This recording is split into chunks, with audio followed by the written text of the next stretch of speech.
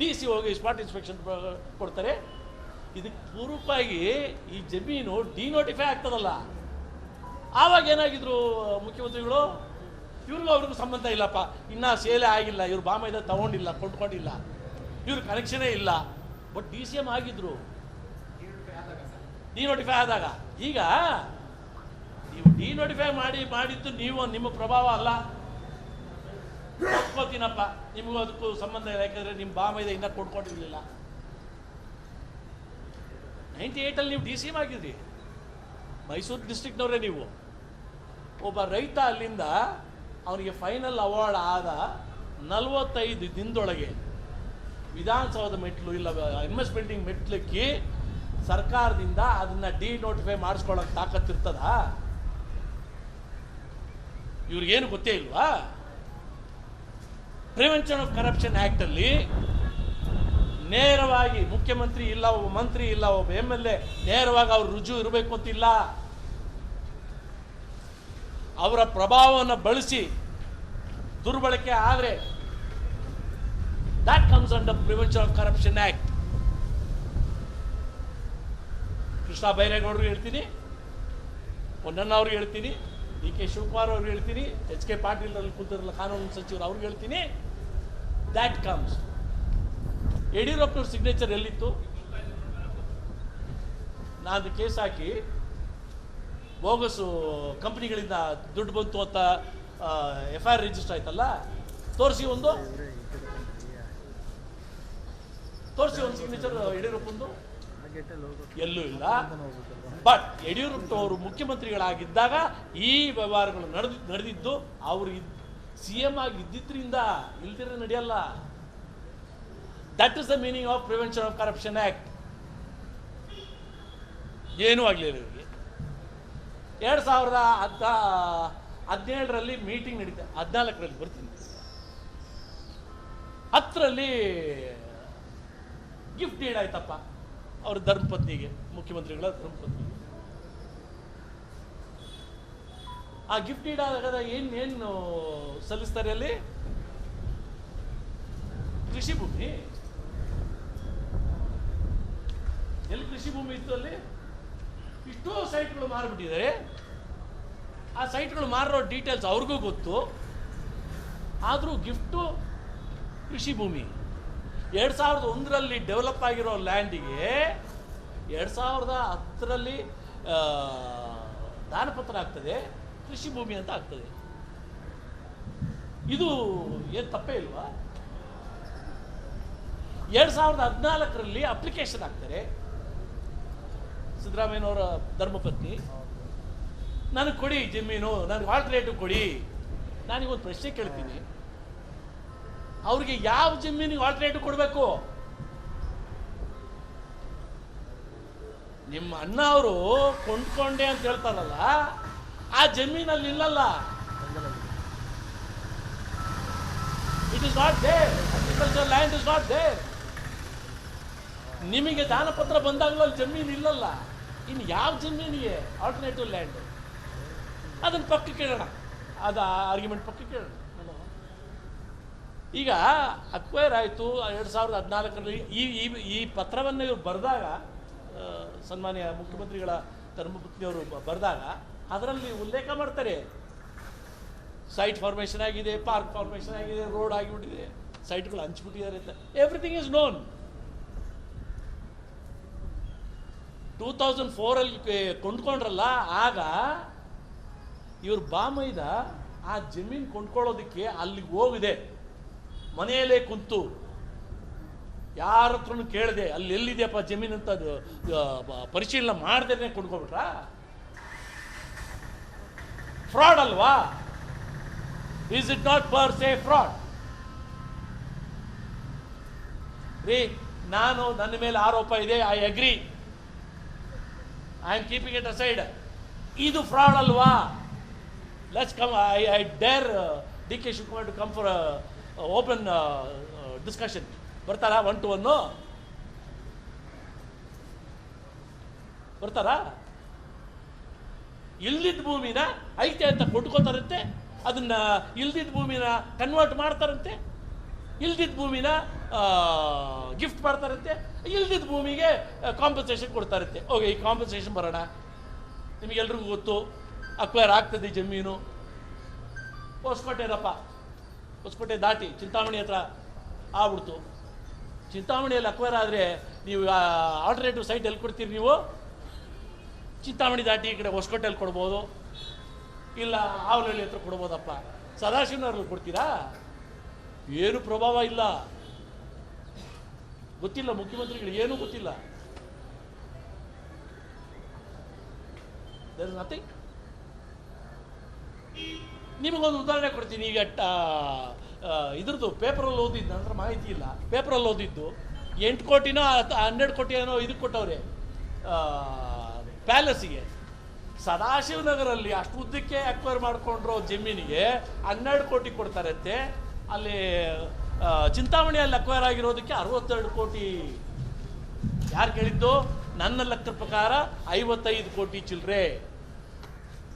15,000 per square feet ವಿಜಯನಗರದಲ್ಲಿ ನಾವು ನಮ್ಮ calculation ಪ್ರಕಾರ 5 ಕೋಟಿ 56 ಲಕ್ಷ ಏನೋ ಬರ್ತದೆ. 55 ಕೋಟಿ 80 ಲಕ್ಷ ಬರ್ತದೆ. ಬಟ್ ನಾನೆಲ್ಲ ಕೇಳ್ತಾರದು, ಮುಖ್ಯಮಂತ್ರಿಗಳು ಸ್ವತಃ ಡಿಮಾಂಡ್ ಮಾಡಿರೋದು ನಮಗೆ 62 ಕೋಟಿ ಕೊಟ್ಬಿಡಿ ಅಂತ. ಯಾವ ಲೆಕ್ಕದಲ್ಲಿ ಸ್ವಾಮಿ? ಅಲ್ಲಿರೋ market rate, maximum market rate 12 to 15, 12ರಿಂದ 15,000 square feet ಇದೆ ಅಂತ ಹೇಳಿದಾಗ ನಾವು ಅದನ್ನು 15,000 ಅಂತ ಲೆಕ್ಕ ಹಾಕಿದ್ರು 55 ಕೋಟಿ 80 ಲಕ್ಷ ಬರ್ತದೆ. ಇದು ಹೆಂಗೆ 62 ಕೋಟಿ ಕೇಳಿದ್ರು? ಮುಖ್ಯಮಂತ್ರಿಗಳಿಗೂ ಈ ಎಂಟೈರ್ ಹಗರಣಕ್ಕೂ ಏನು ಸಂಬಂಧ ಇಲ್ಲ. ಬಟ್ ಮುಖ್ಯಮಂತ್ರಿಗಳು ಯಾಕೆ ಹೇಳಿದ್ರು ನನ್ನ ಜಮೀನು ಅಂತ ಯಾಕೆ ಹೇಳಿದ್ರು? ನೀವು ಮಾಧ್ಯಮದವ್ರ ಜೊತೆ ಎಲ್ಲ ಮಾಡಿರೋದು, ನಿಮ್ಮ ಹತ್ರ ವಿಡಿಯೋ ದೃಶ್ಯಗಳವೇ, ಅವರ ಮಾತು ರೆಕಾರ್ಡ್ ಆಗಿದೆ. ನನ್ನ ಜಮೀನು ಅಂತ ಹೇಳಿರೋದು. ಅವ್ರಿಗೂ ನನಗೂ ಸಂಬಂಧ ಇಲ್ಲ ಅಂತ ಹೇಳಿದ್ರ ನಾ ಬಿಟ್ಕೊಟ್ಬಿಡಕ್ಕಾಗುತ್ತಾ ಅಂತ ಕೇಳೋದು. ನಮಗೆ ಆಲ್ಟರ್ನೇಟಿವ್ ಕೊಡಿ ಅಂತ ಹೇಳೋರು. ಯಾವ ಜಮೀನಿಗೆ ಮುಖ್ಯಮಂತ್ರಿಗಳೇ? ಯಾವ ಜಮೀನಿಗೆ? 2004ರಲ್ಲಿ ನಿಮ್ಮ ಬಾಮೈದತ್ತು ಕೊಂಡ್ಕೊಂಡಲ್ಲ, ಆ ಜಮೀನು ಇಲ್ಲ ಅಲ್ಲಿ. ಇಲ್ಲದೆ ಇರೋ ಜಮೀನು ಕೊಂಡ್ಕೊಬಿಟ್ಟು ಕಾಂಪನ್ಸೇಷನ್ ಕೊಡ್ರಿ ಅಂತ. Is this applicable to a common man? ಜನಸಾಮಾನ್ಯರಿಗೆ ಇದು ಅನ್ವಯ ಆಗ್ತದಾ?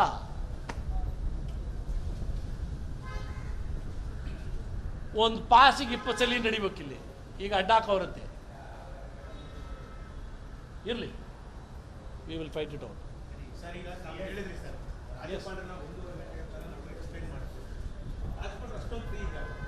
ಅಷ್ಟೊಂದು ಫ್ರೀ ಅಲ್ಲಿ ನಾನು ಯಾರು ಅಲ್ಲ. ಬೇರೆ ಯಾರೋ ವ್ಯಕ್ತಿ ರಾಜ್ಯಪಾಲರು ಅಷ್ಟು ತಾಳ್ಮೆಯಿಂದ ಆ ಕಾನ್ಫಿಡೆಂಟ್ ಅನ್ನ ಓದ್ತಾರ, ತಿಳ್ಕೊಂತಾರ. 1.5 ಗಂಟೆ ಇನ್ನೊಂದು ಒಂದು ಕೇಳ್ಕೊಂಡು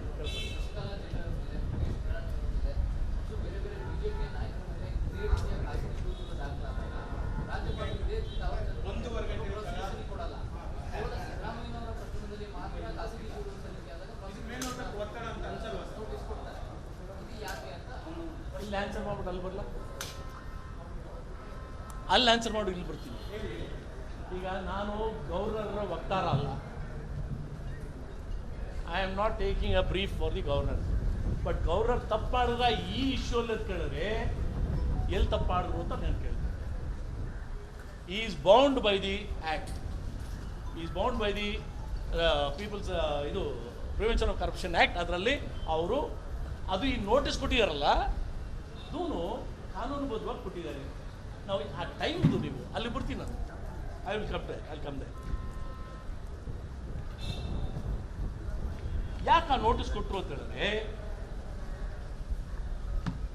ಈಗ ಈ ರಿಜಿಸ್ಟ್ರೇಷನ್ ಆಫ್ ಕೇಸು ಆಗೋದಕ್ಕೆ ಪ್ರೊವೈಡೆಡ್ ಅಂತ ಒಂದು ಪ್ರಾವಿಸ್ ಹಾಕಿದ್ದಾರೆ ಆ್ಯಕ್ಟಲ್ಲಿ. Okay, provided further that in case of a request from a person other than a police officer, a request other than a police officer, ನಾನು other than a police officer, ನಾನು police officer ಅಲ್ಲ, or an officer of an investigation agency or other law enforcement authority, appropriate government or competent authority, ಈ ಕೇಸಲ್ಲಿ competent authority governor, shall not accord sanction ಕೊಡಬಾರ್ದು unless without providing an opportunity of being heard to the concerned public servant. ಯಾರ ಮೇಲೆ ದೂರು ಕೊಟ್ಟಿದ್ದೀನೋ ಅವ್ರಿಗೆ ಒಂದು ಅವಕಾಶ ಕೊಡದೆ ಅವ್ರ ಕಡೆ ಏನಿದೆ ಸಮಜಾಯಿಸಿ ಅನ್ನೋದನ್ನು ಕೇಳದೆ ಅವರು ಸ್ಯಾಂಕ್ಷನ್ ಕೊಡೋಂಗಿಲ್ಲ ಅಂತ ಹೇಳೋದು.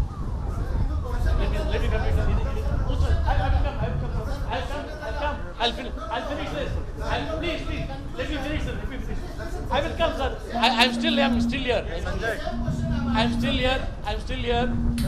Please, sir. I will answer. ನನಗೆ ಗೊತ್ತಿಲ್ಲ. ಈಗ ಲೆಟ್ ಮಿ ಕಂಪ್ಲೀಟ್. ನಾನು ಒಂದು ದೂರನ್ನು ಕೊಡಬೇಕು ಅಂತ ಅಪ್ಲಿಕೇಶನ್ ಹಾಕಿದ್ದೀನಿ. ನಾನು ಸ್ಯಾಂಕ್ಷನ್ ಆಫ್ ಪ್ರಾಸಿಕ್ಯೂಷನ್ಗೆ ಬೇಕು ಅಂತಲೇ ಅಪ್ಲಿಕೇಶನ್ ಹಾಕಿದ್ದೀನಿ. ಅದಕ್ಕೆ ನನಗೆ 4 ದಿನ ಬಿಟ್ಟು ಬನ್ನಿ ಅಂತ ಅವಕಾಶ ಕೊಟ್ಟರು. I can show you the email. ನಾನು ಹಾಕಿದ ತಕ್ಷಣ ಬೆಳಗ್ಗೆ ಹಾಕಿ ಸಾಯಂಕಾಲ ಕರೆದ್ರು 11 ಗಂಟೆ ಟೈಮ್ ಕೊಟ್ಟರು. ಹೋದ್ವಿ. ನೀವು ಹೇಳ್ದಂಗೆ ನಾನು ಅಲ್ಲೋಗ್ಬಿಟ್ಟು ಹಿಂಗೆ ನೋಡ್ಬಿಟ್ಟು ಒಂದು ಫೋಟೋ ಕೊಟ್ಬಿಟ್ಟು ಬರೋದಲ್ಲ. The governor is a responsible person. ಏನಿದೆ ಅಂತ ಕೇಳಿದ್ರು. ಒಂದೊಂದೇ ಹೇಳ್ಕೊಂಡು ಬಂದೆ. ಈ ವಾಸ್ ಕನ್ವಿನ್ಸ್. ನೀವು ಫ್ರೀ ಆಗಿದ್ರ ಅಂತ ಕೇಳಿದ್ರೆ ಒಂದು ನಿಮಿಷ sir let me finish sir. ನಾನು ಯಾರು CM ಅಲ್ಲ 1.5 ಗಂಟೆ ನನಗೆ ಕೂಡಿಸ್ಕೊಳ್ಳೋಕ್ಕೆ. I am just an ordinary citizen. ಒಂದೇ ಓಟು. ನಿಮ್ಮದು ಅದೇ, ನಂದು ಅದೇ. ನೀವಾದರೂ ಸ್ವಲ್ಪ ಪವರ್ಫುಲ್ ಇದ್ದೀರಾ, ನಿಮ್ಮ ಕೈಯಲ್ಲಿ ಅಸ್ತ್ರ ಇದೆ, ನಮ್ಮ ಹತ್ರ ಅದು ಇಲ್ಲ. ಬಟ್ ಆ ಒಂದು ಕೇಸು ಅದು CM ಮೇಲೆ ತಂದಾಗ it is not a joke. Serious ಆಗಿ ಕೇಳಿದ್ರು. ಅದನ್ನು ಕೇಳಿದ್ರು 1.5 ಗಂಟೆ ಕೇಳಿದ್ರು. ನಾನೀಗ ನಿಮಗೆ ಒಂದು 3 ಐಟಮ್ ಹೇಳಿದೆ. ಇದರಲ್ಲಿ ತಪ್ಪು ಕಾಣಿಸಲ್ವ ಅಂತ ಕೇಳಿದೆ. ಯಾರಾದರೂ ಒಬ್ಬರು ಅದಕ್ಕೆ ಕೂತ್ಕೊಂಡು ನೋಡೋಣ.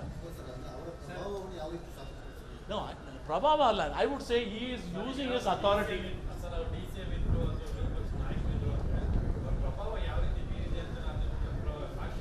ಅವ್ರ ಜಮೀನ್ ರೀ, ಅವರೇ final claim. Sir out going ನೀವು ಹೆಂಗೆ ಎಸ್ಟಾಬ್ಲಿಷ್ ಮಾಡ್ತೀರಾ ಸರ್? ಫೈನಲ್ ರಿಸಿಪಿಯೆಂಟ್, ನೀವು ಹೆಂಗೆ ಎಸ್ಟಾಬ್ಲಿಷ್ ಫೈನಲ್ ಬೆನಿಫಿಷಿಯರಿ. ಅಲ್ಲಲ್ಲ ಸರ್ ಬೆನಿಫಿಟ್ ಆಫ್ ಡೌಟ್ ಅಲ್ಲ ಅಬ್ರಾಮ್ ಸರ್ ಬೆನಿಫಿಟ್ ಆಫ್ ಡೌಟ್ ನೀವು ಹೆಂಗೆ ಎಸ್ಟಾಬ್ಲಿಷ್ ಮಾಡ್ತೀರಾ ಅಂತ ನೀವು ಎಕ್ಸಿಕ್ಯೂಟ್ ಮಾಡಿ. Benefit of doubt he has already accepted. ಅವರು ಅದು ಹೇಳದೇ ಇದ್ದಿದ್ರೆ ನನ್ನ ಜಮೀನು ನನಗೆ ಕೊಡಿ ಅಂತ ಕೇಳ್ದಿದ್ರೆ there is no doubt at all. Based on statement you are making allegation ಅಂತನಾ? Based on statement you are making allegation. Sir, ನೀವು ನಿಮ್ಮ ಈ ಸೆಂಟೆನ್ಸಿಗೆ ಉತ್ತರ ಕೊಡ್ತೀನಿ. ದಯವಿಟ್ಟು ಕೇಳ್ಕೊಳ್ಳಿ.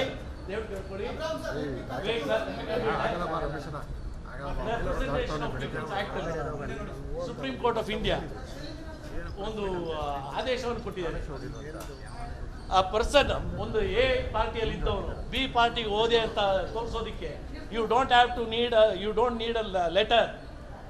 A person going with the B party follow to the governor's office. ಆ ದೃಶ್ಯಗಳಿದೆಯಲ್ಲ, that demonstrates his implication. He is already changed the party ಅಂತ. That is the Prevention of Corruption Act. Prevention of Corruption Act ಅಲ್ಲಿ ನಾನೇ ಮಾಡಬೇಕು ಗೊತ್ತಿಲ್ಲ. ನನ್ನ ಅಧಿಕಾರವನ್ನು ದುರ್ಬಳಕೆ ಮಾಡಿಕೊಂಡು ನನಗೆ ಬೇಕಾದವರು, ನನ್ನ ಫ್ಯಾಮಿಲಿ ಕುಟುಂಬದವರು ಏನಾದರೂ ದುಡ್ಡು ಮಾಡಿಕೊಂಡ್ರೆ that comes under the Prevention of Act.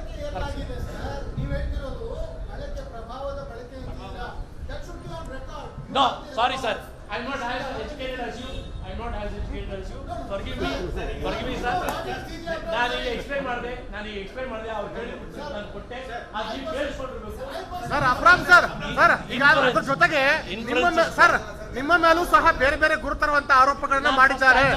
ಬೇರೆ ಆರೋಪಗಳನ್ನು ಸಚಿವರು, ಸರ್ಕಾರದವರು ಸಹ ಮಾಡಿದ್ದಾರೆ. ನಾನು ಪ್ರಾರಂಭ ಮಾಡಿದೆ ಅದ್ರ ಮೇಲೆ. ನಿಮ್ಮ ನೈತಿಕತೆ ಪ್ರಶ್ನೆನೂ ಸಹ ಮಾಡಿದ್ದಾರೆ. ಇರ್ಲಿ. ಸರ್ ಈಗ ಹಿನ್ನೆಲೆ